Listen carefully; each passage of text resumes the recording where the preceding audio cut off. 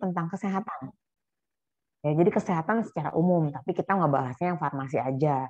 Terus berikutnya, setelah di undang-undang, kita kayak peraturan pemerintah nomor 51 tentang pekerjaan kefarmasian. Nah, nanti kita bisa lihat apa aja sih pekerjaan kefarmasian, apa iya cuma ngeracik doang gitu ya. Nanti kita lihat. Ya, ini jadi dari yang besar ke yang kecil ya. Jadi kayak seperti piramida terbalik ya. Jadi yang pertama adalah Undang-Undang Nomor 36, Undang-Undang Nomor 36 diturunkan menjadi PP 51. Dari PP 51 kita ambil profesi dan profesionalisme farmasi ya. Berikut etik dan etika, lalu diatur juga kode etik ya, kode etik apoteker Indonesia, pedoman disiplin apoteker Indonesia dan kode etik. Nah, ini dia. Jadi untuk sementara mungkin kamu dari kode etik tenaga teknis kefarmasian. Tapi ketika nanti sudah selesai S1, ambil apoteker, nanti naik deh ya. Pedoman disiplin jadi apoteker. Kode etiknya kode etik apoteker. Gitu ya. Itu kurang lebih yang akan kita bahas hari ini. Nah, ini dia. Ya, yang belum pernah lihat undang-undang ya. Ya, Undang-Undang Nomor 36 terutama ya. Jadi kalau Undang-Undang Nomor 36, nah, jadi kan saya lihat. Tadi kan saya bilang ya dari undang-undang nih, dari Undang-Undang Nomor 36, Undang-Undang Nomor 36, terus diturunkan menjadi PP 51 dan seterusnya. Dan ini tidak boleh saling bertentangan ya, jadi harus saling berkesinambungan lah, nggak boleh bertentangan. Nah, pertanyaannya, kira-kira kalau di atas Undang-Undang Nomor 36 apa ya? Nah, kalian paling tinggi Undang-Undang Nomor 36 tahun 2009 tentang kesehatan. Kalau saya tanya, di atas Undang-Undang Nomor 36 itu apa kira-kira menurut kalian? Apa dia paling atas atau ada lagi yang lebih atasnya? UUD 1945. Ya, pintar ya. Harus ini Undang-Undang Dasar UUD 1945 gitu ya. Jadi saling tidak boleh tidak boleh saling berlawanan gitu. Oke, lanjut ya. Apa sih undang-undang, kita bahas satu-satu dulu. Kalau Undang-Undang Nomor 36 itu menceritakan tentang kesehatan. Ya, kita lihat nih. Pertama adalah tenaga kesehatan. Ya, tenaga kesehatan loh, belum masuk ke farmasian ya. Tenaga kesehatan tuh nggak hanya farmasi. Ya. Tenaga kesehatan adalah setiap orang yang mengabdikan diri dalam bidang kesehatan serta memiliki pengetahuan dan atau keterampilan. Nah, dia punya keahlian dan keterampilan. Dapat dari mana keahlian dan keterampilannya? Melalui pendidikan. Ya. Pendidikan di bidang kesehatan. Nah, mungkin salah satunya kita farmasi gitu ya. Yang untuk jenis tertentu memerlukan kewenangan untuk melakukan upaya kesehatan. Nah, tadi TTK harus punya STR TTK. Nah, terus apoteker harus punya STRA. Dokter harus punya SIP. Nah, itu namanya kewenangannya gitu. Kalau dia nggak punya, contoh apotekernya nggak punya STRA, berarti nggak boleh melakukan pekerjaan kefarmasian, gitu. Meskipun apoteker. Ya, oke, itu adalah tenaga kesehatan. Ya, jadi semua orang yang bekerja di bidang kesehatan itu termasuk dalam tenaga kesehatan. Oke, coba sebutkan 5 tenaga kesehatan di luar farmasi. Apa aja tuh? Dokter, bidan, radiologi, dan perawat. Radiologi, perawat. Yang gizi, gizi, dokter gigi, dokter juga. Ya, dokter gigi banyak ya. Dokter, bidan, perawat, radiologi, analis kesehatan tuh kalau kita periksa lab ya, analis kesehatan, gizi, fisioterapi. Nah, itu semua adalah tenaga kesehatan gitu ya. Jadi banyak saudara kita ya, serumpun, yang satu rumpun. Ya, mungkin kalau dengan hukum kita tidak satu rumpun, tapi kalau sama-sama Kementerian Kesehatan kita ada di situ dan banyak saudara-saudara kita yang satu rumpun ya, dari kedokteran, bidan, perawat dan seterusnya. Oke, itu adalah tenaga kesehatan. Nah, itu yang harus kalian pahami. Yang kedua adalah fasilitas pelayanan kesehatan. Apa itu definisinya? Suatu alat dan atau tempat. Nah, tempat yang digunakan untuk menyelenggarakan upaya pelayanan kesehatan, baik promotif, preventif, kuratif maupun rehabilitatif yang dilakukan oleh pemerintah. Ya, jadi pemerintahnya baik pemerintah pusat, pemerintah daerah, itu namanya Faskes, fasilitas pelayanan kesehatan. Nanti dia bertingkat. ada vaskes yang paling rendah, vaskes tingkat 1. Vaskes tingkat 1, lalu ada lagi vaskes tingkat 2 dan seterusnya. Jadi tempat kita bekerja itu namanya fasilitas pelayanan kesehatan, ya. Itu dia definisinya. Mungkin kalau yang paling dekat dengan sama lingkungan rumah kita ada puskesmas. Nah, itu adalah vaskes tingkat 1. Ada juga klinik-klinik. Nah, biasanya yang dapat ditangani di klinik tersebut itu adalah penyakit-penyakit yang ringan, gitu ya, yang tidak memerlukan dokter spesialis, misalkan seperti itu. Tapi kalau ternyata penyakitnya cukup berat, itu nggak bisa ditangani di vaskes tingkat 1. Biasanya kita rujuk ke vaskes tingkat 2. Nanti diobservasi dulu, kalau ternyata tetap tidak bisa juga, kita rujuk lagi sampai tingkat yang lebih tinggi. Gitu. Itu namanya fasilitas pelayanan kesehatan. Ya, jadi bagaimana pemerintah sudah mengatur sumber daya SDM. SDM itu siapa, tempatnya di mana. Nah, seperti itu prosesnya. Nah, itu seperti yang kita pelajari waktu itu, SKN, Sistem Kesehatan Nasional. Ya, jadi suatu sistem nggak mungkin bisa berdiri sendiri. Oke, lanjut berikutnya adalah, ini sedikit yang diambil dari Undang-Undang Nomor 36. Ada definisi obat, nanti bisa dilihat ya. Jadi kalau obat tuh nggak cuma untuk menyembuhkan, ya ada definisi-definisi yang lain ya. Bisa untuk pencegahan, diagnosa dan seterusnya. Ada juga obat tradisional. Oke, bedanya apa sih antara obat dengan obat tradisional? Nah, bedanya apa?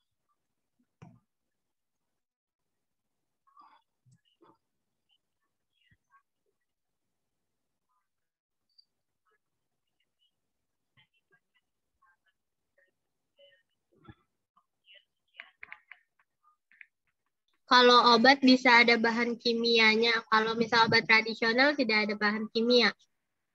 Jadi kalau obat itu biasanya identik dengan bahan kimia atau sintetis ya. Jadi kalau bahan obat tradisional ya dari bahan-bahan tradisional, baik tumbuhan, hewan, mineral, tapi dia berasal dari alam gitu ya. Oke, jadi itu definisi dari obat tradisional. Oke. Kita lihat berikutnya sebentar.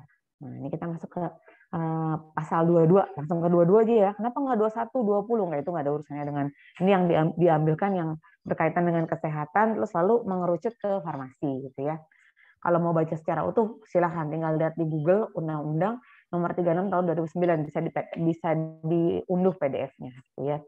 Oke, berikutnya tenaga kesehatan harus memiliki kualifikasi minimum. Nah, jadi kamu kualifikasinya apa sih? Kompetensinya apa gitu ya.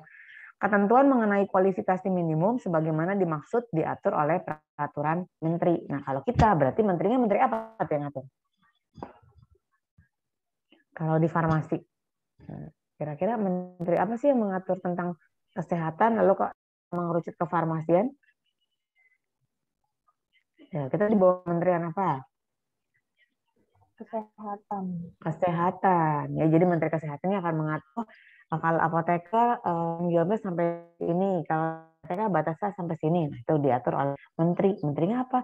Menteri yang berkaitan dengan kita. Kalau kita berarti menteri kesehatan. Oke, berikutnya kita lihat ini ada tenaga kesehatan sudah, etik. Oke, ini dibaca saja nanti. 24. Oke, nanti kalau kalian sudah kalian belajar, dapat ilmu gitu ya, punya keahlian, dibuktikan dengan ijazah dan serpom misalkan gitu ya, atau dapat dengan STRTTK karena belum jadi apoteker. Kalian bekerja tuh, ya kan? Kalian bekerja di sini dibilang di pasal 27, tenaga kesehatan hak mendapat imbalan. Jadi berhak kalian itu meskipun kalian menjual jasa, kalian berhak ibaratnya menerima kompensasi gitu ya, menerima kompensasi atau digaji lah kasarnya seperti itu ya, mendapatkan imbalan dan perlindungan hukum dalam melaksanakan tugas sesuai dengan profesinya. Jadi kalau misal terjadi sesuatu kesalahan di pekerjaan kita, itu ada perlindungannya, ya enggak seperti maling ayam digebukin gitu, enggak gitu ya. Oke, berikutnya tenaga kesehatan dalam melaksanakan tugasnya berkewajiban mengembangkan dan meningkatkan pengetahuan. Nah, saya mau tanya caranya gimana ya? Dan keterampilan yang dimiliki. Ya, misal nih kan, kamu sudah kuliah, udah semester 8, udah lulus, udah dong, udah dapat ijazah, atau sampai apoteker lah, udah lulus. Terus bagaimana caranya kamu mengembangkan dan meningkatkan pengetahuan yang kamu miliki supaya nggak cepat lupa gitu. Caranya gimana? Misalnya kamu lulus tahun 2000 sekarang 2021 ya, 2021, 2026 lah jadi apoteker gitu ya. Terus 10 tahun kemudian, nah, kira-kira bagaimana caranya kamu meningkatkan pengetahuan yang kamu miliki? Nah, pakai cara apa kira-kira? Sekolah lagi kah? Kuliah lagi atau gimana?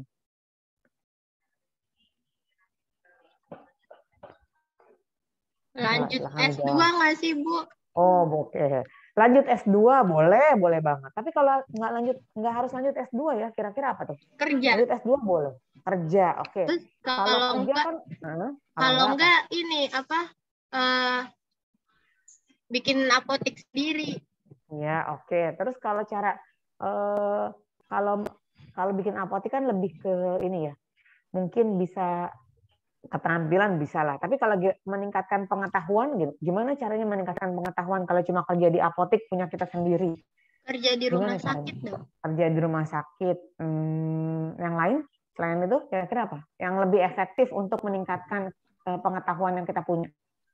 Ikut seminar-seminar gitu. Iya, benar. Ikut seminar-seminar, ikut pelatihan-pelatihan.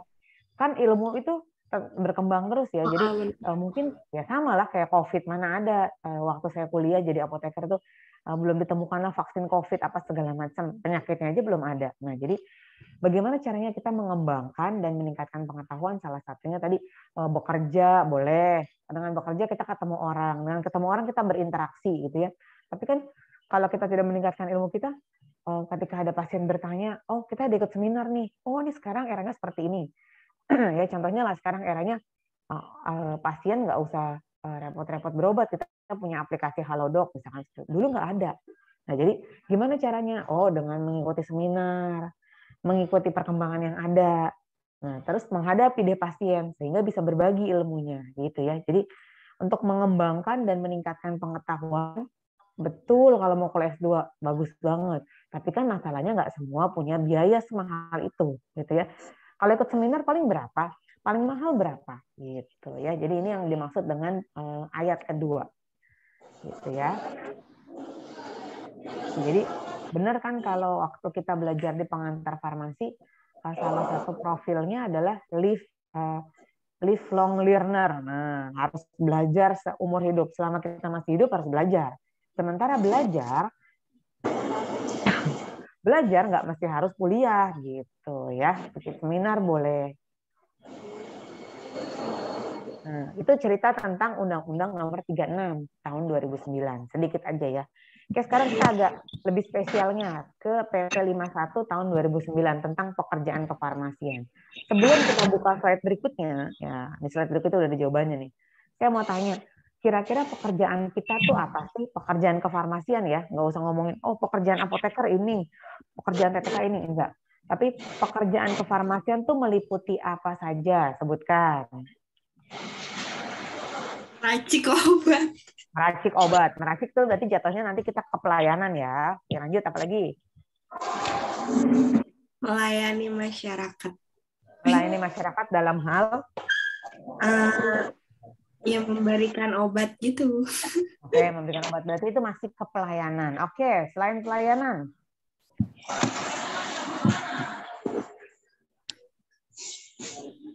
Distribusian, pengadaan. Betul, distribusi pengadaan. Benar. Jadi kan kita nggak mungkin cuma kasih obat, kasih informasi obat, betul, itu betul. Tapi kan nggak hanya itu pekerjaan kita. Apalagi tadi kata Florita, distribusi Bu, pengadaan, betul. Ya, kalau tidak didistribusikan, tidak di pengadaan, apanya yang mau kita kasih ke pasien obatnya gitu. Oke, benar ya. Distribusi pengadaan, apalagi? Penyimpanan. Apa? Penyimpanan, boleh, betul ya. Setelah pengadaan, didistribusikan, diterima, lalu disimpan. Oke, apa lagi? Penyaluran obat. Penyaluran obat. Oke, apa lagi? Pengelolaan pelayanan. Pengelolaan pelayanan. Udah. Oke, apa lagi? Yang paling penting nih, sebelum obat itu didistribusikan, diadakan, disimpan, itu diapain dulu tuh obatnya? Ayo. Diapain? Pengembangan obat. Pengembangan obat boleh.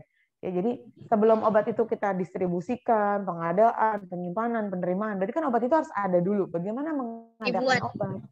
Dibuat, ya artinya Diproduksi. gitu ya. Nah itu kurang lebih pekerjaan kita. Jadi yang baru masuk ke dunia farmasi nggak usah khawatir, pekerjaan kita masih banyak gitu ya. Selama masih ada penyakit, insya Allah untuk tenaga kefarmasian, pekerjaan kefarmasian masih banyak. Ya, contoh kita lihat ya.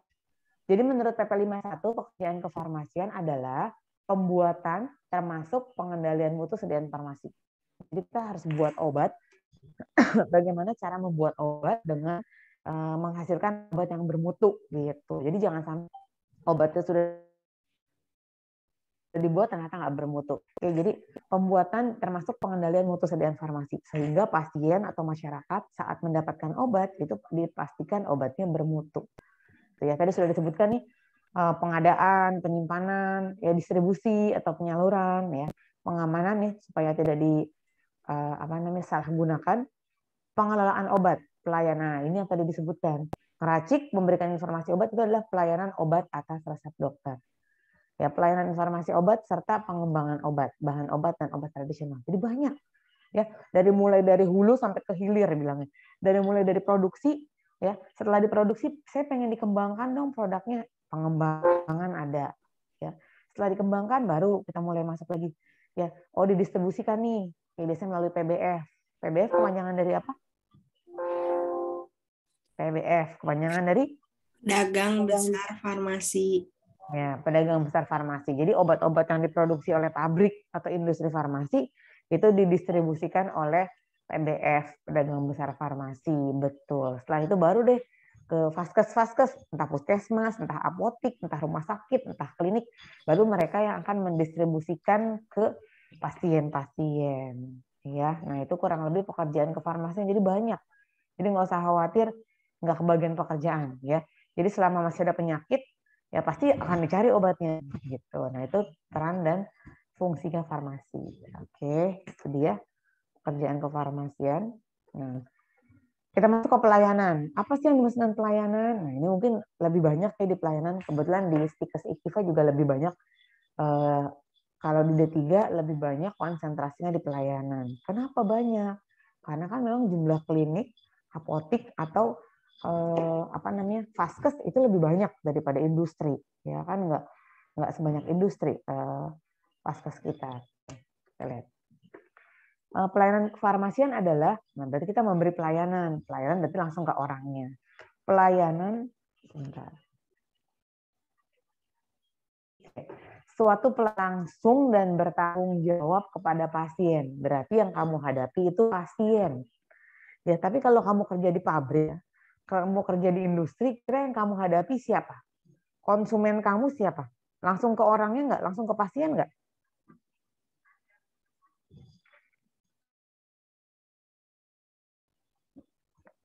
Silakan jawab. Kalau kamu kerja di industri, yang kamu hadapi langsung apakah pasiennya atau bukan? Bukan. Bukan. Ya, kalau kita kerja, misalkan contoh, Ananda Maharani kerja di produksi, ya, jadi yang dihadapi siapa? Bahan obat, SOP, mesin-mesinnya. Gitu, dia nggak ketemu pasien.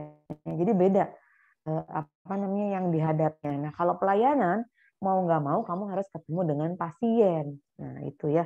Jadi kalau di pelayanan.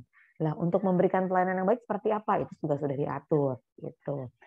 Oke, jadi pelayanan kefarmasian adalah pelayanan langsung kepada pasien. Pelayanan seperti apa? Yang bertanggung jawab.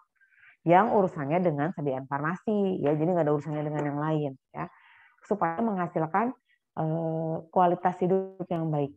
Jadi tujuan akhirnya adalah pasiennya sembuh. Atau kalaupun dia tidak sembuh total, dapat meningkatkan mutu kehidupan pasien. Ya, misal pasiennya kena, contohlah artis yang lagi kena penyakit ya, misalkan Tukul nih, Tukul lagi kena stroke. Nah, kan goalnya adalah sembuh, tapi mungkin bukan sembuh total seperti ketika sebelum sakit, tapi mungkin yang tadinya berbaring saja, sekarang sudah mulai bisa duduk. Dari mulai duduk, sudah mulai bisa berjalan meskipun menggunakan tongkat. Nah, itu namanya meningkatkan mutu kehidupan pasien. Ya, jadi itu goalnya. Ya, jadi yang namanya pelayanan itu harus apa ya? Kalau pelayanan sesuai dengan SOP-nya. Kenapa? Karena kan kita berhadapan dengan orang sama pasien. Ya, jangankan orang sakit, orang sehat aja kalau kita cemberutin pasti nggak mau. Apalagi kalau orang sakit gitu. Jadi ini adalah definisi dari pelayanan kefarmasian. Beda sama di industri nanti. Karena di industri yang dihadapi bukan orang. Kan ada juga Bu orangnya, iya, orangnya kan yang kerja juga, bukan pasien gitu ya. Itu yang berbeda. Nah, ini dia. Kalau produksi nih kita lihat. Produksi ya. Kalau produksi berarti identiknya dengan industri farmasi atau pabrik ya. Kalau distribusi nanti secara detailnya bisa dibaca sendiri ya. Ini pabrik ya, produksi. Kalau distribusi atau distributor atau penyaluran ya. Jadi dari pabrik kita salurkan ke distributor. Ya, kita sebutnya namanya PBF. Pedagang besar farmasi. Tuh, ya. Dari PBF baru kita masuk ke apotik, ke instalasi dan seterusnya. Nah, ini tadi salah satunya selain pelayanan ada produksi, ada distribusi. Oke, lanjut. Nah, ini adalah tadi sudah fasilitas pelayanan kesehatan ada apa saja? Ada rumah sakit, ada apotik, ada klinik, puskesmas, toko obat, praktek bersama dan seterusnya. Oke, lanjut lagi kalau PBF. Nah, PBF itu sama seperti apotik, ada penanggung jawabnya. Jadi jangan sampai si PBF itu, pedagang besar farmasi itu, dia mengadakan obat-obat yang tidak sesuai dengan undang-undang. Nah, itu di situ biasanya penanggung jawabnya ada apoteker. Apoteker penanggung jawab PBF. Apoteker nanti kerja lagi profesi lain, apoteker penanggung jawab apotik. Apoteker penanggung jawab instalasi farmasi dan seterusnya. Gitu ya. Jadi kenapa ada apoteker di situ? Saya mau tanya, kenapa perlu ada apoteker penanggung jawab di apotik? Apoteker penanggung jawab di instalasi farmasi. Ada apoteker penanggung jawab di PBF. Kenapa harus apoteker? Yo, silakan jawab kenapa.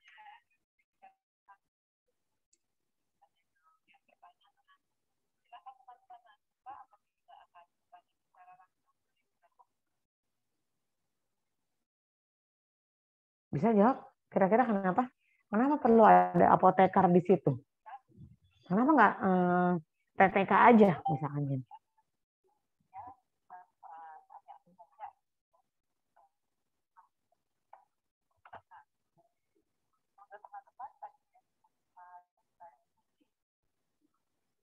Bisa jawab? Silakan boleh dicoba jawab. Mungkin Fariza untuk mengawasi apa? Mengawasi jalannya. Kalau di industri berarti jalannya produksi atau laporan-laporannya. Kalau di apotik atau rumah sakit atau di instalasi untuk mengawasi jalannya apa? Jalannya obat-obat itu Bu, narkotika, psikotropika. Oke. Jadi untuk mengawasi jalannya obat narkotik psikotropik ya, nggak cuma spesialis itu, tapi untuk mengawasi pekerjaan kefarmasian di sana bagaimana? Jika terjadi kesalahan, itu yang tanggung jawab bukannya misal ya Florita kerja karena melakukan suatu kesalahan itu yang yang tanggung jawab bukan Florita tapi apotekernya. Nah, makanya jadi apoteker itu beratnya bukan di pekerjaannya, tapi tanggung jawabnya yang berat. Iya, jadi kalau kalau misalkan kita TTK nih ya, waktu saya jadi TTK kerjanya ngeracik, terima resep, capek deh pokoknya. Ya, tapi kalau misalkan kita salah, terus pastinya sampai nuntut apa segala macam, itu yang wajib duluan adalah apotekernya. Ya, apotekernya juga harus melindungi anak buahnya. Gitu. Jadi memang kenapa harus ada apoteker di di DF, di vaskes, di apotik, di klinik dan seterusnya. Ya karena tadi apoteker itu memang tugasnya adalah bertanggung jawab terhadap seluruh pekerjaan farmasian di tempat itu. Kalau dia kerjanya di pabrik ya berarti dia meyakinkan bahwa obat-obat yang diproduksi oleh industri itu adalah sesuai dengan peraturan yang sudah ditentukan. Oh, tablet 15 menit harus hancur, ya harus hancur gitu ya. Jadi apa ya, kalau di apoteker itu tanggung jawab yang berat memang gitu ya. Ih, kok susah banget sih Bu jadi apoteker? Ya enggak sih. Ya kalau kerjanya sesuai SOP, sesuai prosedur, itu terus melakukannya dengan hati, ya itu pasti bisa mengerjakannya gitu ya. Makanya kamu dididik 8 semester di bangku kuliah gitu, nggak cuma di IKIFA ya, di semuanya kalau S1 tuh 8 semester ya, karena ada beberapa mata kuliah yang wajib diikuti dan wajib lulus. Buat apa? Buat bekal ketika kamu melakukan pekerjaan kefarmasian dimanapun kamu berada gitu. Bu, kenapa sih kita nggak penjurusan aja industri apotik misalkan kayak gitu? Jangan, kita nggak tahu kita bekerjanya nanti di mana. Kita nggak pernah tahu ke depannya kita bekerja, siapa tahu di pemerintahan, siapa tahu di apotik, siapa tahu di industri. Makanya semuanya diberi bekal. Perkara nanti ketika sudah lulus, ya sudah bekerja, nih misal Florita 10 tahun mengabdi di apotik, ya mungkin dia akan lupa dengan ilmunya di bidang industri. Ya. Begitupun dengan kebalikannya. Ya, itu nggak apa-apa. Itu dinamakan nanti ketika sudah bekerja adalah apoteker spesialis. Berarti kamu spesialisnya di bidang apa? Oh, industri, karena saya sudah 10 tahun di industri. Gitu. Tapi kalau ketika kuliah, semua harus dibekali. Gitu ya. Oke, ini definisinya apotik adalah, toko obat adalah, nah ini aja yang menarik. Standar profesi adalah, nih ya, kalian harus paham nih. Pedoman untuk menjalankan praktek profesi kefarmasian secara baik. Nah, jadi itu adalah pedoman tuh, jadi yang harus diikutin. Kalau mau jadi farmasis yang baik adalah sesuai dengan pedomannya. Gitu. Ada Bu, ada gitu kan, ada di sini. Oke. Biasanya diwujudkan dalam bentuk SOP, ya SOP standar SOP atau SPO, ya. Standar prosedur operasional. Ya, jadi di sini adalah prosedur tertulis berupa petunjuk operasional tentang pekerjaan kefarmasian. Contoh, SOP di pelayanan. Oke, siapa yang bisa sebutkan, ceritakan kalau SOP di tempat kerjanya tentang pelayanan bagaimana? Bu, di tempat saya SOP-nya tidak tertulis, Bu, tapi prosedurnya seperti ini. Nah, boleh kita bahas. Perlukah SOP, perlukah SPO itu tertulis? Oke, coba siapakah yang mau menceritakan kalau di tempat saya SPO pelayanan resep tuh dari mulai pasien datang sampai pasien menerima obat itu bagaimana?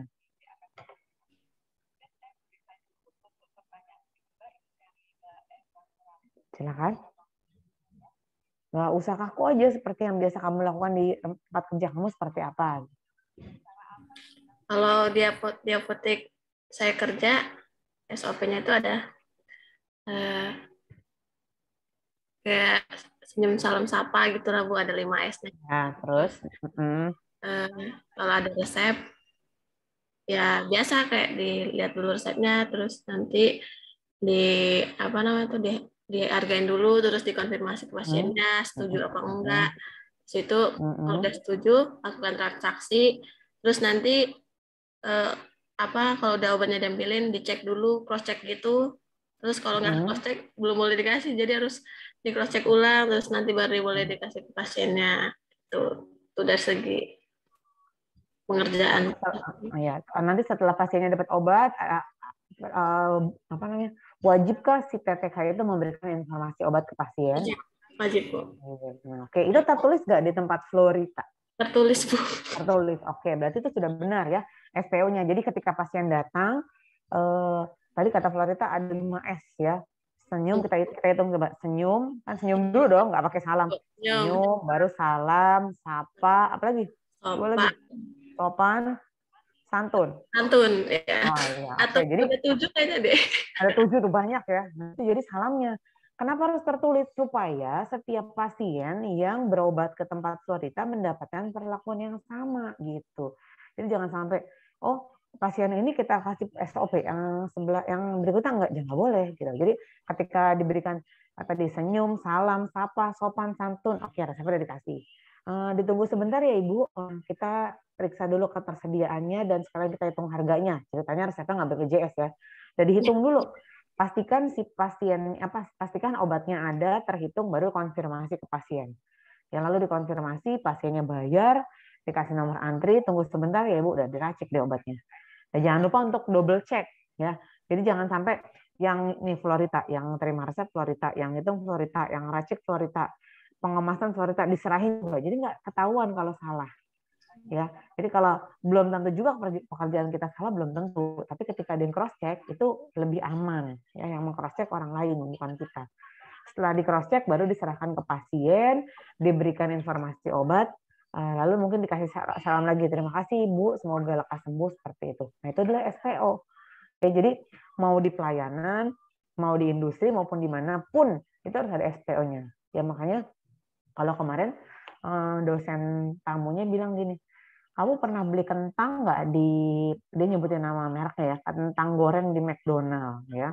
Nah, ketika coba kamu perhatikan, kentang yang kamu beli di pagi hari, di siang hari, di malam hari, apakah rasanya beda? Ya pasti rasanya sama ya. Rasanya beda tuh kalau belinya pagi makannya malam beda rasanya. Tapi kalau begitu dibeli terus makan pasti rasanya sama. Kenapa? Karena dia ada SPO-nya. Misal kentangnya itu digorengnya berapa menit pada suhu berapa segala macam. Nah, jadi tujuannya SPO adalah supaya semua pasien di pelayanan ya, semua pasien mendapatkan pelayanan yang sama karena sesuai dengan SPO-nya gitu ya. Itu fungsinya SPO. Begitupun dengan di industri. Di industri juga ada SPO-nya. Oh, SPO menjalankan mesin tablet misalkan. Ada SPO-nya, kita tinggal baca aja. Oh ya, ikutin SPO pasti hasilnya sesuai. Gitu. Oke, berikutnya adalah standar kefarmasian. Standar ya, kalau standar itu berarti yang minimal harus kamu punya.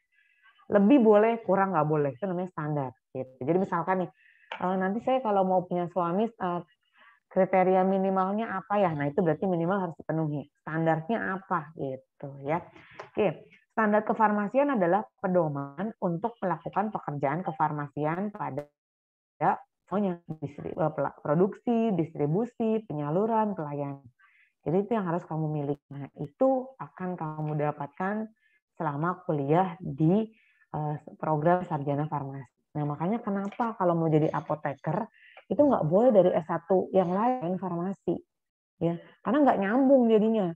Ya, sementara kita harus belajar tentang bagaimana kita bisa memberikan misalkan Farizan deh ya. Bagaimana caranya Farizan tahu ini untuk obat kanker? Bagaimana Farizan tahu ini hanya untuk wanita yang sudah menikah? Nah, itu akan dia tahu karena dia belajar. Mulai dari belajar farmasetik, lalu nanti belajar lagi farmakologi, farmakokinetik, dan seterusnya. Nah, kalau itu nggak belajar, tahu-tahu ambil program profesi apoteker, kacau nantinya. Ya, jadi nggak bisa. Jadi satu-satunya profesi itu harus dari jurusan S1 farmasi adalah apoteker. S1 kimia nggak boleh. S1 biologi, matematik nggak boleh. Jadi harus S1 farmasi. Gitu ya. Oke, itu. Ini nanti bisa dibaca saja. Ya, pekerjaan kefarmasian itu harus dilakukan berdasarkan pada, kita lihat, nilai ilmiah. Ya. Jadi nanti kamu tahu, ya dengan belajar, nanti Farizan tahu, oh ini tuh obat ini yang berbentuk ovula hanya untuk wanita yang sudah menikah. Nah, itu dibuktikan dengan ilmiahnya. Lihat di buku resminya, di buku Farmakope ada definisinya. Ya, terus berikutnya nih, ya nggak boleh tuh kamu kalau melakukan pekerjaan kefarmasian pilih-pilih, jangan ya. Keadilan, kemanusiaan dan seterusnya. Nah, itu adalah pekerjaan kefarmasian. Oke. Buat apa sih melakukan pekerjaan kefarmasian? Contoh, ya buat apa kamu, kita ngomongin pelayanan. Buat apa kita memberikan informasi obat ke pasien? Padahal kan obat yang kita bekerjakan sudah benar, sudah sesuai, dari cross check sudah sesuai. Kasih aja ke pasien. Kenapa kita harus memberikan informasi obat ke pasien? Tujuannya buat apa?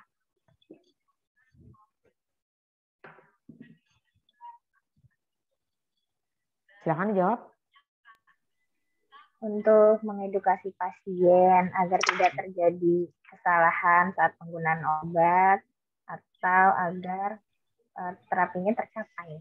Iya, jadi supaya pasiennya udahlah obatnya sesuai, kita bikin dosisnya pas dengan mutu yang baik. Karena kita tidak memberikan informasi, pasiennya nggak tahu. Ya, jadi jangan pasien mendapatkan informasi yang sesat. Nah, jadi supaya tadi pasiennya mendapatkan informasi yang benar. Ya, lalu tujuan akhirnya adalah obatnya digunakan, ya entah diminum, entah dioles, sehingga pasiennya sembuh seperti itu. Jadi tujuan pengaturan pekerjaan kefarmasian ya tadi supaya pasiennya mendapatkan haknya. Kan dia bayar nih, dia udah punya kewajiban membayar, dia dapat hak dong untuk obat itu. Gitu. Diberikan penjelasan sejelas-jelasnya, gitu ya. Oke. Tapi jika misalkan terjadi sesuatu ya yang merugikan pasien nuntut enggak? Pasiennya nuntut, boleh nggak kira-kira? Boleh. Misal, boleh dong, boleh aja pasiennya nuntut. Kan kalau dia ngerasa nggak puas ya, misal nih pasiennya dikasih obatnya Ovula, ya, terus PPK-nya nggak ngeh, dia bilangnya masukkan ke dalam dubur, gitu ya. Terus kan beda ya, Ovula dimasukkan ke vagina, dubur supos ke dubur. Pasiennya bilang, ini dimasukkannya ke dubur ya Mbak? Iya, bukan ke vagina ya? Bukan. Oh ya udah, akhirnya pulanglah tuh pasien. Ya misal ya, pasiennya pulang, kasih obatnya ke dalam dubur padahal ovula. Nah, beberapa hari kemudian sepertinya ada yang aneh, terjadi sesuatu lah dengan kondisi si pasiennya. Pasiennya dibalik dong ke apotik tersebut misalkan dengan marah-marah seperti itu boleh-boleh aja. Ya karena emang kesalahan di kita. Dan itu tidak boleh bilang, oh itu yang salah, ini anak buah saya nih, misalnya saya apoteker nih. Anak buah saya yang salah, bukan saya. Nggak boleh apoteker ngomong gitu. Gitu ya. Nanti mau perkara, misalkan Florita akhirnya suruh ganti segala macam, itu di belakang. Pasien nggak perlu tahu. Tapi yang pasien tahu adalah si apoteker bertanggung jawab. Gitu. Oh iya Bu, mohon maaf atas kesalahannya. Nanti kita bertanggung jawab untuk proses selanjutnya. Apa entah dibawa ke dokter atau bagaimana. Gitu ya. Itu harus dipikirkan. Jadi itu yang harus dipikirkan kalau nanti suatu saat kalian menjadi apoteker. Nggak boleh bilang yang salah anak saya, nggak boleh gitu ya. Oke, terus lanjut. Ini sudah ya, tadi ruang lingkupnya apa saja. Ini pengadaan apa saja, ini pengadaan. Oke, nih. Ya, susah ya Bu jadi apoteker nih. Pekerjaan kefarmasian itu ada apoteker penanggung jawab. Nggak usah khawatir. Nanti di antara apoteker penanggung jawab biasanya suka ada apoteker pendamping. Apoteker pendamping ada TTK, itu yang membantu pekerjaan apoteker. Ya, jadi nggak usah khawatir. Ya, seperti itu. Jadi dibantu pekerjaannya.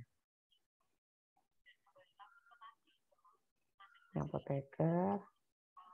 Nah, kalau di sini bilang kalau industri farmasi itu minimal memiliki 3 orang apoteker sebagai penanggung jawab pemastian mutu atau QC, produksi, sama pengawasan mutu. Nah, ini ya, pemastian dan pengawasan mutu. Tapi kalau industri obat tradisional atau jamu, biasanya apoteker lebih sedikit. Oke. Ini pekerjaan kefarmasian. Oh iya, jadi kalau obat itu kalau industri farmasi harus mengikuti CPOB. Nah, kalau di obat tradisional namanya CPOTB. Ya, sekarang pertanyaannya CPOB dan CPOTB kepanjangan dari apa? Ada yang tahu?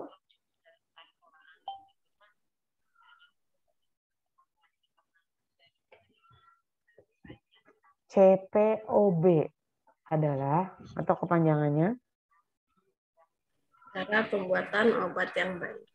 Betul. Kalau CPOTB? Cara pembuatan obat tradisional yang baik. Iya betul. Ya, jadi ada pedomannya, gitu harus mengikuti itu. Itu kalau di industri harus seperti itu. Ada lagi satu lagi cara pembuatan kosmetik yang baik, CPKB. Nah, itu ada ya, tergantung industrinya industri apa gitu ya. Jadi nggak bisa kita berjalan seenaknya aja, nggak boleh gitu. Tadi sudah ya, nih SPO, tadi cerita tentang SPO. Ya kalau SPO itu kenapa wajib ada SPO? Jadi kalau misalkan ada pegawai baru itu lebih gampang ngedidiknya ya. Nah, ini dari SPO-nya diikutin saja gitu. Ya. Mungkin kalau nanti sudah tidak sesuai dengan zamannya boleh diupdate. Gitu. Ini distribusi. Ya, kalau ada kata distribusi, ingatlah dengan PBF yang menyalurkan ya.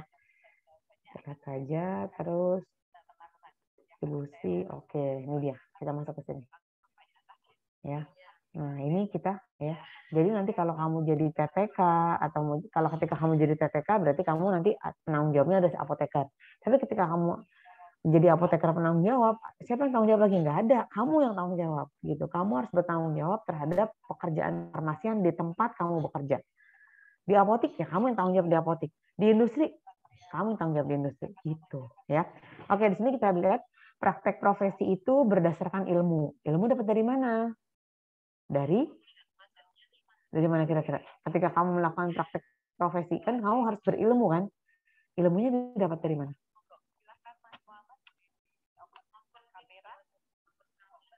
Ilmunya didapat dari mana? Iya. Dari kuliah. Betul, dari bangku kuliah ilmunya gitu. Hukumnya apa? Hukumnya undang-undang tadi, undang-undang dan P. Oke, berikutnya etik apa? Etiknya diatur oleh apa ya? Kalau kita sama IAI, sama organisasi profesi, ya etiknya diatur seperti itu. Nah, ini adalah landasan praktek profesi. Nah, jadi sekarang kalau ditanya nanti kalau mau jadi apoteker adalah suatu profesi. Jadi sama seperti dokter, insinyur, supir, pilot sekalipun apoteker adalah suatu profesi gitu ya yang harus memiliki profesionalisme dalam melakukan pekerjaan kefarmasian. Nah, ini kurang lebih ya. Oke. Ini ya, jadi nanti kalau bekerja, nah profesi, nah, jabatan atau pekerjaan yang menuntut keahlian. Kira-kira kalau nanti kamu jadi apoteker, kamu keahliannya apa ya? Ayo, saya tanya. Kamu punya setelah 8 semester belajar nih, tambah 2 semester kuliah apoteker, kamu punya keahliannya di bidang apa?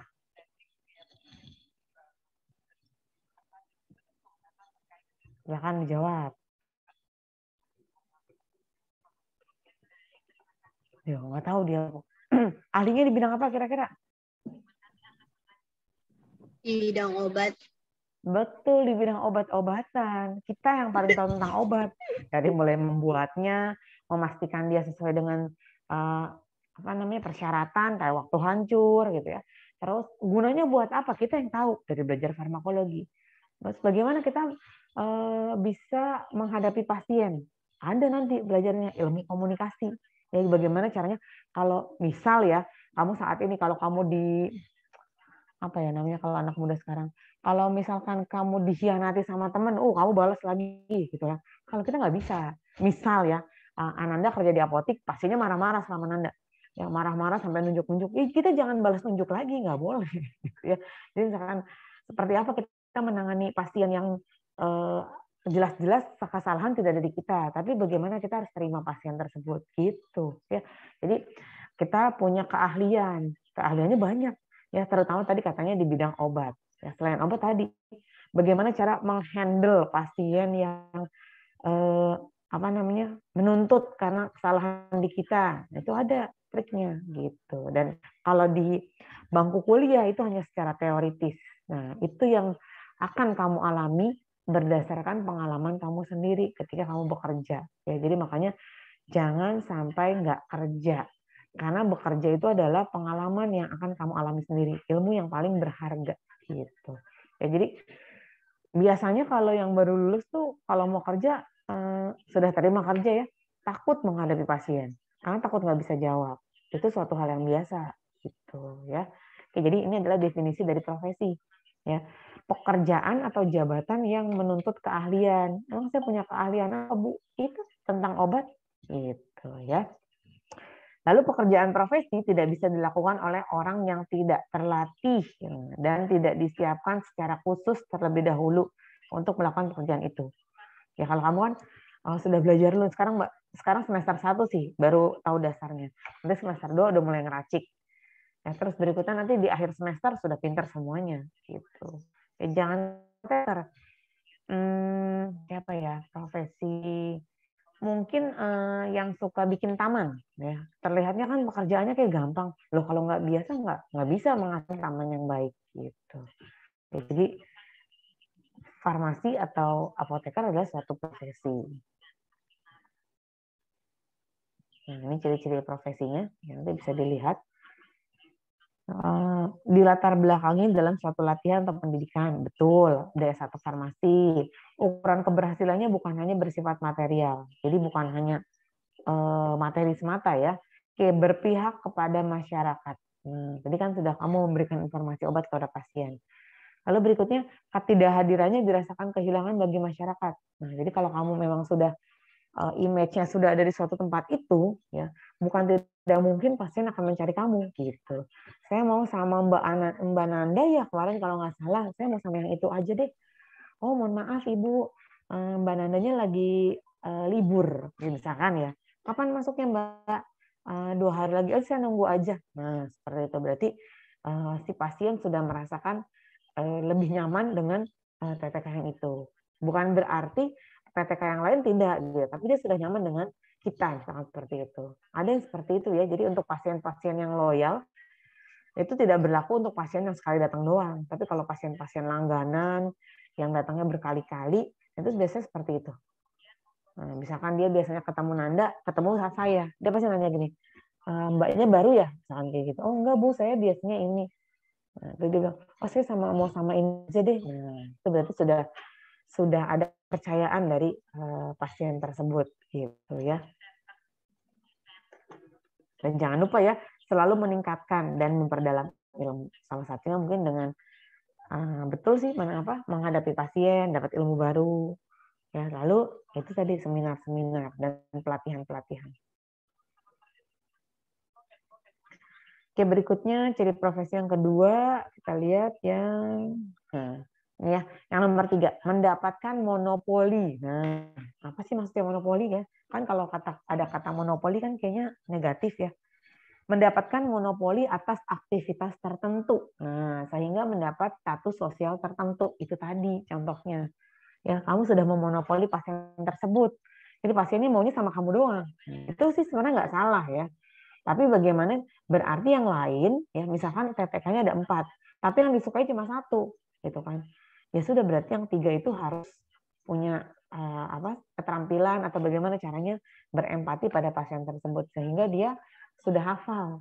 Ya, bukan cuma selamat pagi, selamat datang di apotik Ikiva, ada yang bisa saya bantu. Tapi begitu dia buka pintu, dia sudah tahu dia mau ketemu siapa. Gitu. Itu namanya memonopoli dalam makna positif ya, bukan negatif.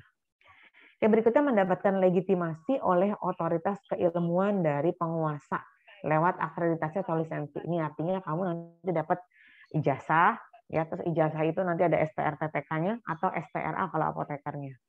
Ya lewat penguasa tuh pemerintahan seperti itu. Ya, jadi nggak sembarangan. Oke, berikutnya yang ditandain warna biru yang diberatkan ya. Mempunyai kompetensi yang eksklusif, yang sangat penting bagi masyarakat. Jadi kompetensi kita tentang obat sangat dibutuhkan. Ya, mbaknya kalau ngasih tahu obat itu pasti sembuh obatnya. Udah gitu harganya nggak mahal. Nah, itu image yang dibangun oleh orang tersebut misalkan. Ya. Berikutnya mengembangkan etika tersendiri, pengakuan kemandiriannya dipengaruhi oleh masyarakat maupun kelompok profesi lainnya. Ya. Itu tadi pengakuan terhadap masyarakat. Kalau pengakuan terhadap kelompok profesi lainnya, ya misalkan bekerja sama dengan dokter. Ya, dokter A ini lebih suka sama Nanda. Kenapa kalau ditanya, jawabannya bisa memberikan option. Ada obat apa saja golongan ini, misalkan anti nyeri ada ini dok. Oke, jadi ada hubungan antara beda profesi atau sesama tenaga kesehatan. Itu bisa didapat dari mana? Dari ilmu yang didapat di bangku kuliah gitu. Oke, lanjut lagi. Ini ada pekerjaan berdasarkan keahlian khusus ya, kita lihat. Nah, ada prosedur bekerja SOP ya. Ada kesepakatan kelompok ya. Jadi jangan sampai berantem nih sesama satu tempat kerja aja gitu ya. Ada etika di antara pelaku. Nah, ada etikanya ya. Pelaku tuh artinya pelaku kefarmasian ya, bukan pelaku yang lain ya. Ada pengakuan masyarakat. Nah, jadi masyarakat itu mengakui praktek kefarmasian di apotek kita sangat membantu, misalkan seperti itu. Sehingga saya bisa paham tentang obat-obatan, misalkan. Berikutnya ada semangat bekerja inovatif. Nah, ini dia yang paling penting, ada panggilan hati gitu ya. Jadi kalau bukan panggilan hatinya susah. Kalau memang kamu nggak suka di pelayanan, jangan ambil pelayanan ya. Gitu. Kalau kamu sukanya di industri, sudah bekerja di industri. Itu sesuai dengan sama ketika kamu makan gitu. Kamu makanannya apa? Kan itu kan akan berbeda dengan makanan kesukaan. Atau kamu sukanya aliran musik apa? Atau nonton filmnya jenis apa? Sama seperti itu. Ketika kamu bekerja sesuai dengan yang kamu minati, saya lebih suka di pelayanan karena ketemu pasien, bisa berbagi cerita. Nah, itu berarti ada panggilan hati di situ. Gitu ya. Dan yang terakhir ada pendapatan ya. Jadi nggak usah khawatir, pekerjaannya pasti dibayar. Oke, lanjut. Sampai sini dulu. Ada yang mau tanya? Sebelum kita masuk ke contoh praktek kefarmasian.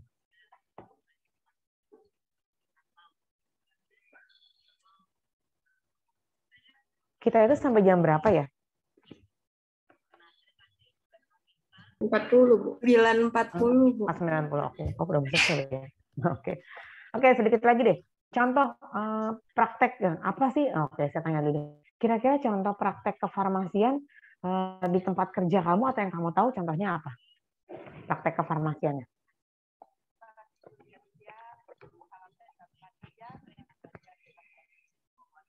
Ya, nggak usah itu aja. Kira-kira menurut kamu contoh praktek kefarmasian ini, Bu. Memberikan informasi obat, misalkan. Apa aja kira-kira? Pelayanan resep. Pelayanan resep. Terus? Konseling ada? Konsultasi. Konsultasi. Ya, ada lagi yang lain? Membuat obat. Membuat obat. Ya, meracik obat itu juga suatu praktek ya, praktek yang harus tanggung jawab. Kalau nggak tanggung jawab, campurnya seenaknya aja. Nah, terus masih ada yang tersisa di lumpang, dijamin aja. Nah itu ya.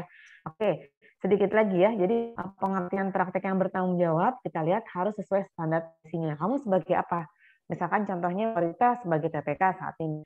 Terus Azahira masih sebagai TTK, ya bekerjalah sebagai TTK yang bertanggung jawab. Gitu ya. Berikutnya, apabila tidak sesuai dengan standar profesi, pasien akan menuntut. Nah, karena akan terjadi kerugian pada pasien. Tanggung jawabnya merupakan integritas seorang tenaga profesi, panggilan hati, peduli, dan jujur. Nah, ini yang penting nih ya. Peduli, meskipun kita nggak kenal pasien tersebut, misalkan pasiennya cerita, kita dengarkan. Oh, sakitnya apa, Ibu? Misalkan seperti itu. Terus berikutnya jujur, ini yang paling penting. Jujur, nah, ya, jangan sampai tidak jujur. Ya, contoh, pasiennya di resepnya obat branded, kamu kasih generic. Selisih harganya nanti kamu korupsi, itu salah satu yang tidak jujur. Atau yang kedua, ya kamu tidak merugikan pasien, tapi merugikan apotek. Misalkan melakukan pencurian. Ya, kalau nyuri laptop mah gede, nyuri TV besar, nyuri obat satu kotak kecil harga obat mahal bisa masuk ke tas. Nah itu kalau tidak jujur. Nah itu yang harus masih banyak ya kalau dapat laporan-laporan itu yang farmasi yang tidak jujur. Nah, itu jadi sebaiknya apa ya? Nanti yang rugi kamu sendiri gitu karena profesi farmasi itu ya segitu-gitu doang gitu. Jadi nanti contohnya saya lulus tahun 2005 ya kan 2005 itu berarti berapa tahun yang lalu ya? 16 ya. 16 tahun yang lalu. Nanti kalau misalkan kita baik ya, kita jujur, baik, bertanggung jawab segala macam lah gitu. Kan tidak tertutup kemungkinan kita akan bekerja dengan teman-teman sejawat kita di tahun-tahun yang akan datang.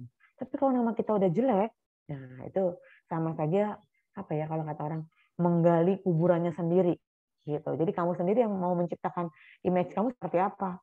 Oh saya farmasi yang saya nggak pintar-pintar banget kok, tapi yang penting saya jujur dan saya selalu belajar dan peduli dengan orang lain. Itu lebih baik dibanding yang pintar tapi tadi nggak jujur gitu ya. Jadi jangan sekali-kali kamu apa ya menjelekkan diri kamu sendiri di masa yang akan datang karena masa dunia farmasi segitu aja gitu. Jadi misalkan saya butuh dosen tamu, misalkan saya butuh dosen tamu, saya tanya dong teman-teman saya yang praktisi, Ya, tapi kalau misalkan kita sudah ada image kita jujur lah gitu ya, udah ada track recordnya yang blacklist gitu, itu kan sama aja membangun image kita yang jelek. Nah, itu jangan sampai terjadi gitu ya. Jadi gara-gara sedikit gitu, mencuri atau apalah segala macam, pasti ketahuan yang namanya mencuri karena kita punya stok opnam. Stok opnam biasanya berapa bulan sekali? Tiap bulan, Bu. Setiap bulan tuh lah tuh, apalagi setiap bulan ya. Biasanya ada 3 bulan sekali ya. Apalagi setiap bulan. Jadi ketahuan nih, obat saya mana yang laku, mana yang nggak laku, mana yang hilang. Nah, hilangnya kenapa? Seperti itu. Ya, mungkin kurang lebih hari ini kita sampai situ dulu. Hari ini, habis ini ada kuliah Bunia ya kalau nggak salah ya. Iya, Bu. Kita sampai ke praktek yang bertanggung jawab deh. Nah, minggu depan masih bisa ketemu lagi. Oke, sebentar. Saya coba share dulu. Jadi kurang lebih nanti yang tentang TTK masih di bagian belakang. Nah, jadi emang harapannya jadi apoteker gitu, bukan jadi TTK. Tapi perkara misalkan, saya habis lulus kuliah mau jadi TTK dulu, nggak apa-apa gitu kan. Kan beda-beda ya keperluannya. Saya terbentur biaya nggak apa-apa, tapi jangan lupa tetap harus jadi apoteker minimal. Sayang, soalnya udah S1 farmasi. Oh, saya belum dibukakan absen. Ada ya.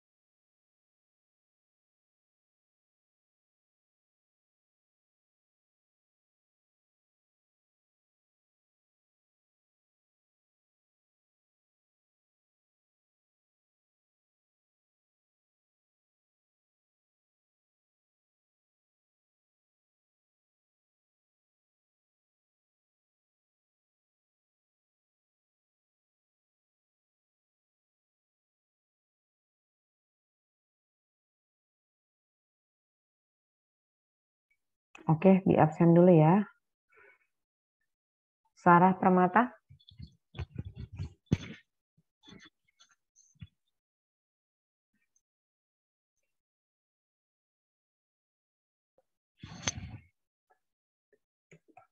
Sarah Permata ada. Sarah Fauzia. Hadir, Bu. Oke. Lalu Sylvia Yuni ada. Anissa Rahma. Hadir, Ibu. Gita Amelia. Hadir, Bu. Yusnia. Bu. Roida. Hadir, Bu. Florita ada. Putri Lestari. Hadir, Bu. Orizan ada. Arta Junita. Hadir, Bu. Zahira ada. Syahil. Hadir, Ibu. Ananda Maharani ada. Abdul Hafiz. Hadir. Ilmi Aulia. Hadir, Bu. Puji Eka.